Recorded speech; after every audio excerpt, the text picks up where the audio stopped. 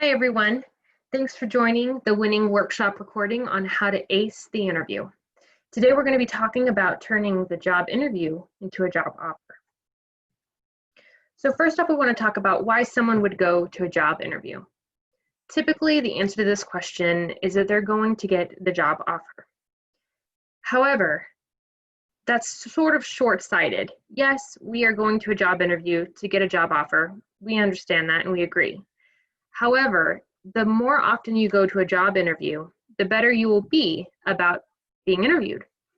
So with that understanding, we need to realize that the more times we go to a job interview, the better we'll be at acing the job interview, which means the more times we'll get a job offer.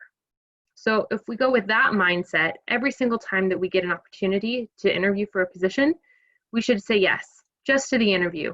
That way we can get better with interviewing, whether we really want the position or not. It's always good to get more interview experience. Why did the company invite you for an interview? Typically, the answer to this is they invited you for an interview because they're needing to hire someone, which is true. They are needing to hire someone, but we need to understand that the company is really shopping around to find the best candidate, and they're shopping around through interviewing people. So the more people that they're interviewing, the likelier they are that they're going to find the best candidate out of all the applicants to fit their need. So during this interview process, how do you show the company, the interview committee, or the hiring committee that you're the best candidate?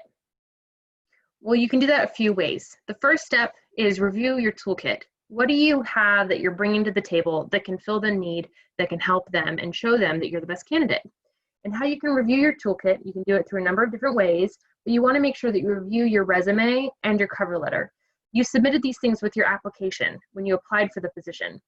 So you want to make sure you review those resumes and your cover letter so that you can make sure you have refreshed your mind of what you wrote in your resume and what you listed in your cover letter, because they obviously liked that information or they wouldn't have invited you for the interview. So review those documents that you submitted with your application. You can remember what you wrote, and then you can speak to those things in your interview. You also want to make sure that you think of a time you had to juggle multiple projects, showed customer service skills, and took a leadership role. You could also think about a time you worked with a team, maybe you worked with multiple parties, or you handled a customer service issue well. Any of those things are good to remember, because typically in an interview, they'll ask you questions about experiences where you showed that you helped in these ways. So if you have thought about those opportunities or those experiences that you've had previously, it'll be easier for you to speak to those things in the interview. So you want to think to those things ahead of time to be prepared. You also want to make sure that you research the company. And researching the company is actually fairly easy nowadays because of the internet. So we have readily available information at our fingertips. We can bring it up on our iPhones, we can bring it up on the computer. We have multiple ways to check out a company. You want to check out its website, and typically on a website there are going to be multiple pages, right? There's not just a one main page for a company. So you'll want to go through the different pages and read the information that's listed on its website, not just on the main page. You want to review their social media accounts. You can look to their Twitter, their Instagram. LinkedIn is also another great social media resource for companies. Most companies on LinkedIn will also state their hiring manager. So not only are you wanting the information for when you're interviewing, but if you're also looking for a job, looking at LinkedIn and their social media accounts for a company is a great resource because you can contact your HR manager through LinkedIn. You also want to make sure that you Google them. A lot of things might not be listed on their website or on their social media accounts. It could be in a newspaper listing that's been written online, or maybe someone did an interview, they interviewed the CEO, and you can see the interview online on a Google link. So there's some great resources available for you to research the company. And some people might think this is not necessary, but we actually recently had a student who came by the WIN who scheduled a mock interview with me, and I helped him prepare for a mock interview with Target. He had applied for a Target position, and he was very nervous as he'd never done an interview before. And after the mock interview, I asked him during the mock interview process, I asked him what he knew about the company. And he didn't really have a good solid answer for this question. And so I helped him afterward walk through some of the different ways to research a company and these are the steps and tricks that I gave him. And in the social media account, we noticed that they were starting a new initiative with their car delivery service. I don't remember the name of it, but basically through that, we were able to find out that new initiative, and he actually mentioned that in his interview, that he knew about this new car side pickup service that they were doing at Target. And because he researched the company, he was able to speak to that and say how he would love to be a part of that new initiative for their customers. And Target really liked that answer. And so he then shared with me that he got the position, which is great news. So researching the company does have its benefits. We highly recommend it, and you should do it before your interview. You also want to make sure that you practice your interview skills. You want to search general and specific interview questions on the internet. Google, again, is a great tool for this.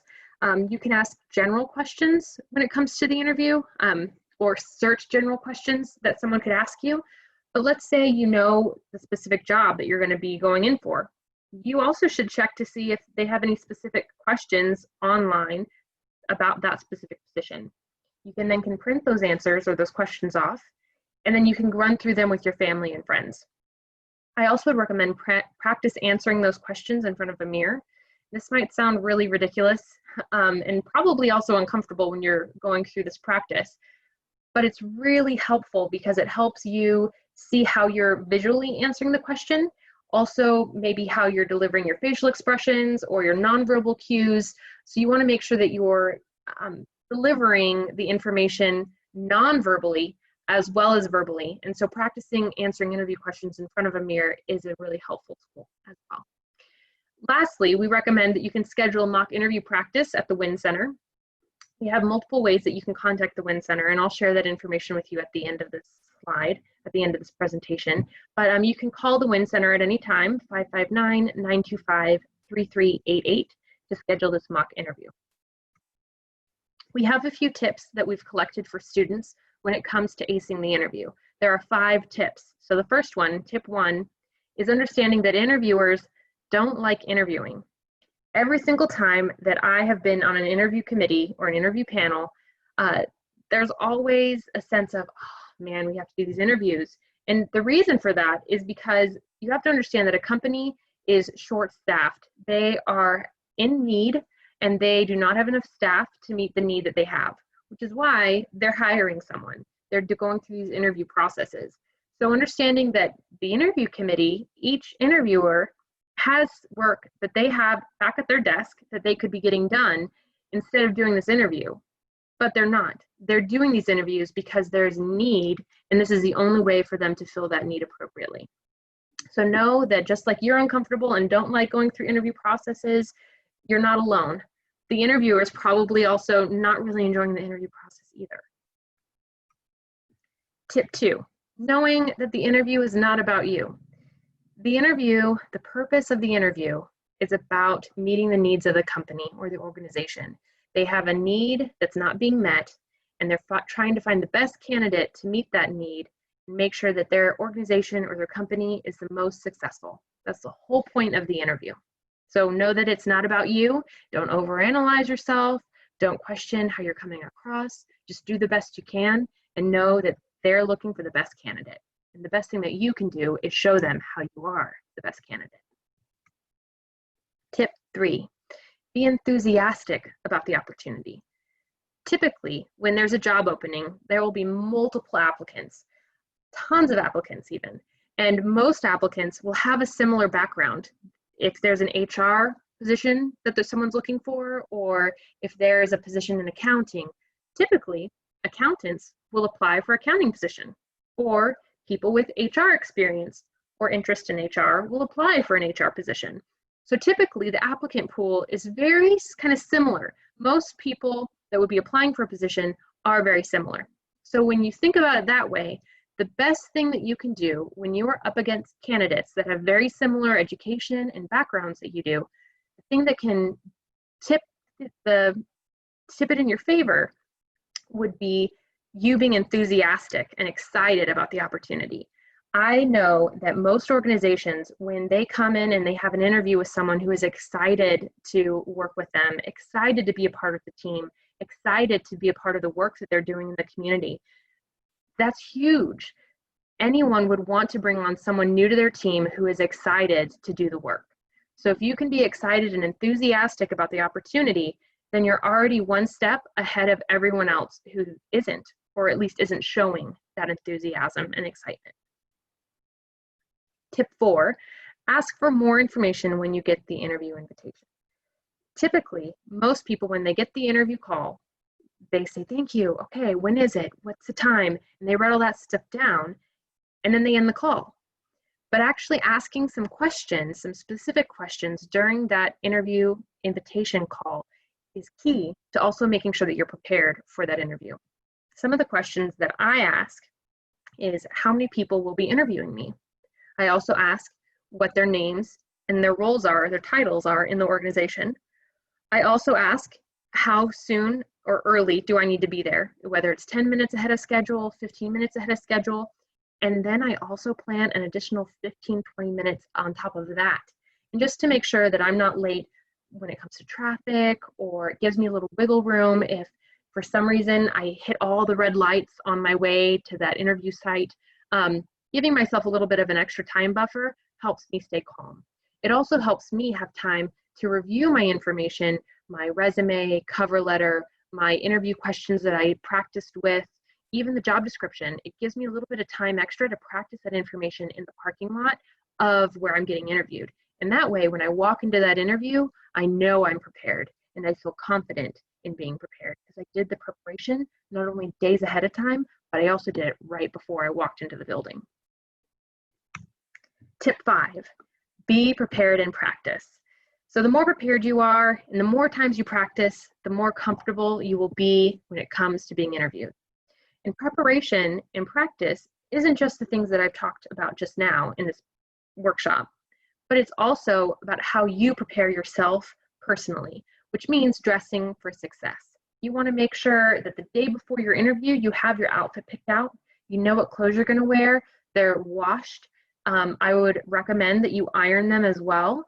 I recommend you take a shower the day before, the morning of your interview, just so that you feel confident and prepared in how you present yourself to the interview committee.